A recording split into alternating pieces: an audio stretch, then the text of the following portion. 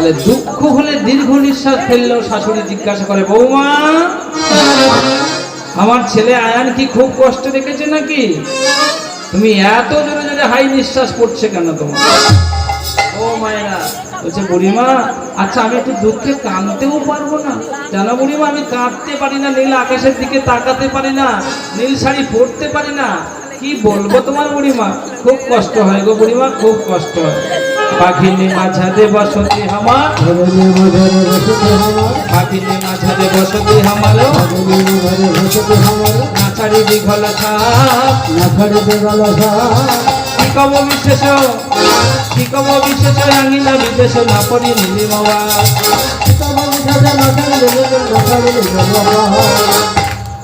বুড়িমা আমার নীল শাড়িটা পরেতে মা, আমার নীল শাড়িটা পরেতে মা।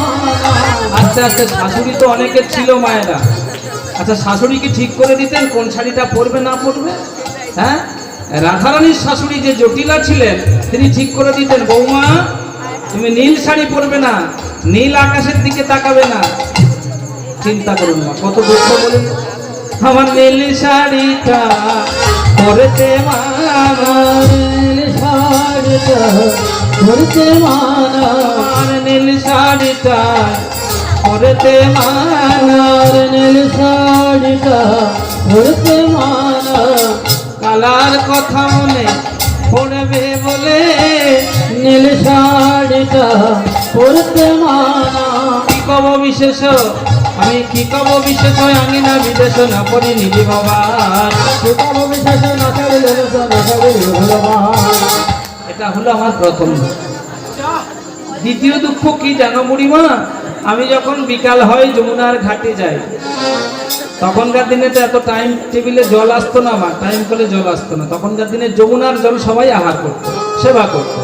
যারা বৃন্দাবনের মানুষ নদীর জল সেবা করতো।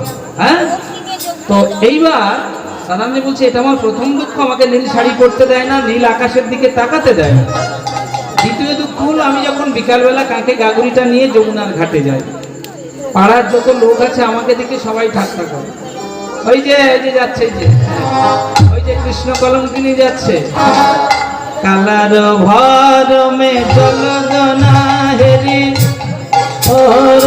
জলদনা হেরি না যাই যমুনা তটে, পাড়ায় পাড়ায় করে কানা কানে মোর পরিবার ঘটে, পাড়ায় পাড়ায় কানায় কানায় মোর পরিবার। আস্তে আস্তে কি বলছেন? পাড়ায় পাড়ায় করে কানাকানি মোর পরিবার। হ্যাঁ, আচ্ছা রাধে, পাড়ার লোক তোর কি বলে, কি বলে কটূক্তি করে? বলো জানো বুড়িমা, হ্যাঁ আমার সামনে বলে না, আমার পিছনে বলে। আমার কাকে তাকে গাগরি, কানটা থাকে আমার পিছনে। আচ্ছা রাধে কি বলে তো?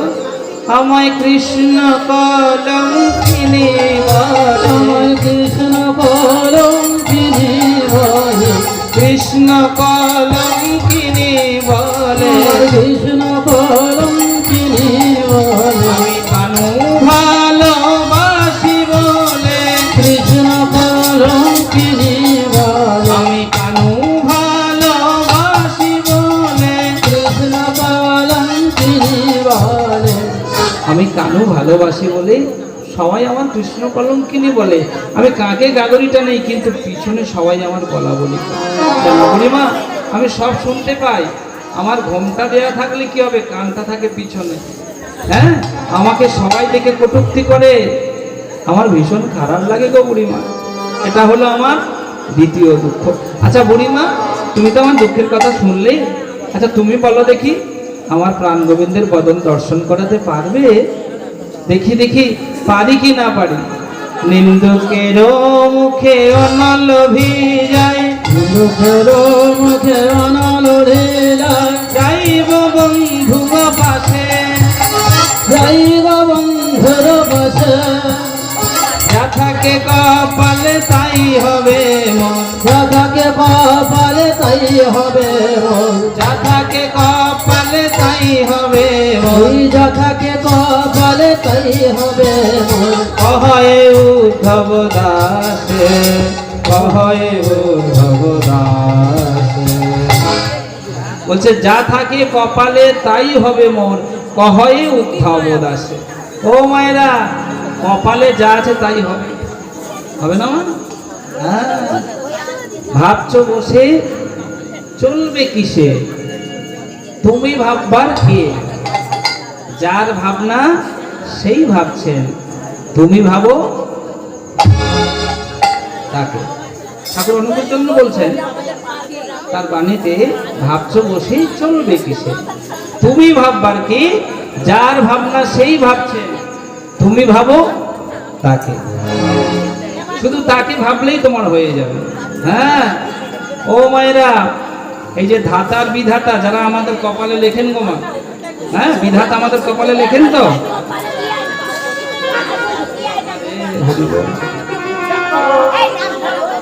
মায়েরা, বিধাতা আমাদের কপালে লেখেন না?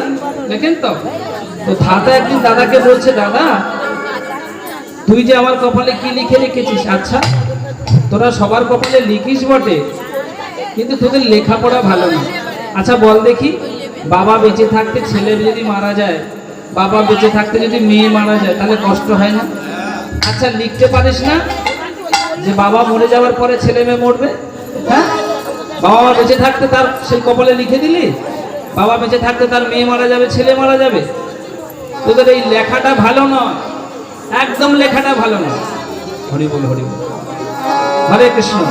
আস্তে আস্তে তো বিধাতা, ধাতা জিজ্ঞাসা করছে বিধাতাকে, আচ্ছা দাদা, আস্তে মায়েরা, বলছে আমার কপালে কি লিখেছিস?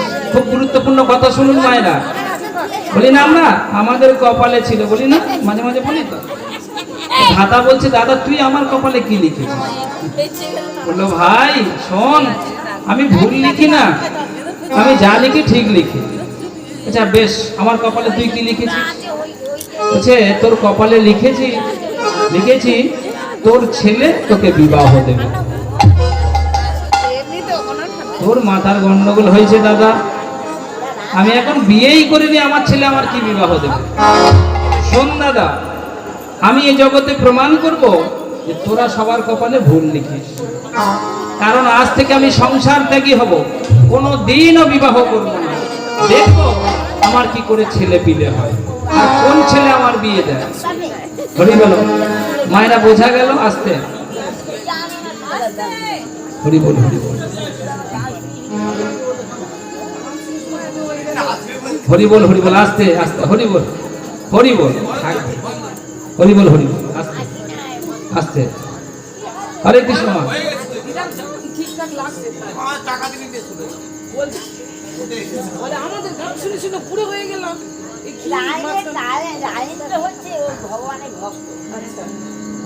আস্তে আস্তে আস্তে হরি বল, হরি বল। এখন ঘটনা হচ্ছে, তাহলে বিধাতা ধাতা বলছে, দাদা আমি তো জীবনে বিবাহ করব না, তাহলে তোমার এই কথাটা মিথ্যা প্রমাণ হবে। বেশ, আচ্ছা ভাই, আমি কিন্তু যা লিখি তা সঠিক লিখি, এবং এই লেখাটা তো আমার নয়, অন্যের অর্ডারে আমাকে লিখতে হয়। হরি বল, আসতে মায়েরা।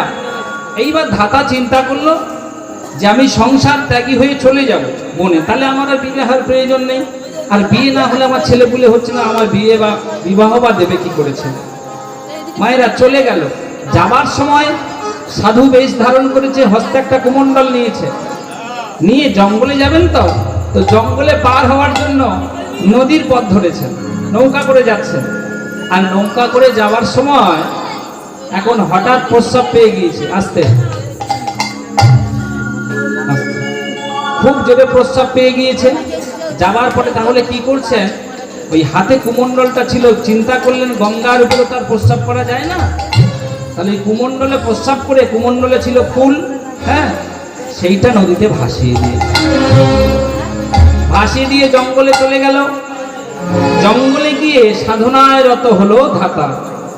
হরি বল। এইবার সেই কুমণ্ডলটা ভাসতে ভাসতে ভাসতে ভাসতে অন্য রাজ্যের দিকে চলে গেল, নদী পথ বেয়ে বেয়ে। আসতে আস্তে আস্তে মায়েরা নদীপথ বেয়ে অন্য রাজ্যে গেল। তো এমন একটা ঘাটে গিয়ে দাঁড়িয়েছে, পৌঁছেছে, সেই রাজ্যের একমাত্র রাজার কন্যা তার সখীদের নিয়ে জলকেলি করছে। হঠাৎ দেখতে পেলে একটা সুন্দর ঘটি ভেসে যাচ্ছে, কুমণ্ডল ভেসে যাচ্ছে। সখীদেরকে বলল, তোরা আমার ওই কুমণ্ডলটা এনে নে। যখনই কুমণ্ডলটা আনলো, আস্তে আস্তে খেয়াল রাখবেন সবাই, সেই জলটা পবিত্র জল মনে করে সেই জলটা সেবা করল। আর যখনই সেবা করেছে বাড়ি চলে গেল। সেদিনের মতো কিছুদিনের মধ্যে গর্ভবতী হলো সেই রাজকন্যা। যখনই গর্ভবতী হলো, রাজা মহাশয়ের কর্ণে পৌঁছে গেল যে তার একমাত্র কন্যা বিবাহ দেওয়া হয়নি, অথচ গর্ভবতী। রাজা রাগে অগ্নিশর্মা হয়ে উঠল, একই করেছিস মুখ করি, এক্ষুনি আমার রাজ্য ত্যাগ করে তুই চলে যা। কোথায় আর যাবে একটা একমাত্র কন্যা? বাড়ি থেকে কিছু দূরে একটা পাতার কুঠি স্থাপন করে সেখানে মেয়েকে রাখা হলো। যথা সময় একটা পুত্র সন্তান হলো। মায়েরা, পুত্র সন্তান হলো। ধীরে ধীরে পুত্র বড় হলো। বড় হবার পরে মাকে জিজ্ঞাসা করে, মা